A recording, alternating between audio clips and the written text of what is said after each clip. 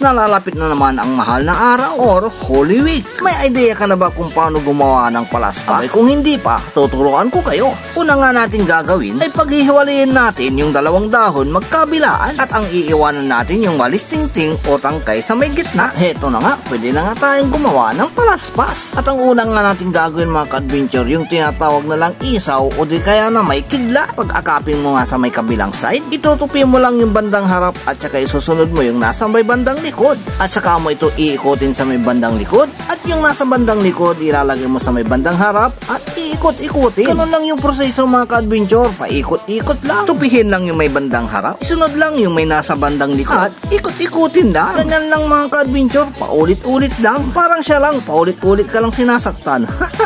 Ganyan lamang yung proseso ng paggawa ng palaspas mga ka-adventure. Ituloy-tuloy mo lang hanggang marating mo yung dulo at saka mo ito ibubuhol. Yung iba nga nating mga kababayan mga ka-adventure, pinagkakakitaan to. Binibinta nga nila ito online o di kaya naman pagdating ng mahal na araw makikita mo sila sa may bandang gilid o harap ng simbahan. So yun na mga ka-adventure, may palaspas ka na. Sa susunod na video, ipapakita ko naman sa inyo kung paano gumawa ng maibang design na palaspas.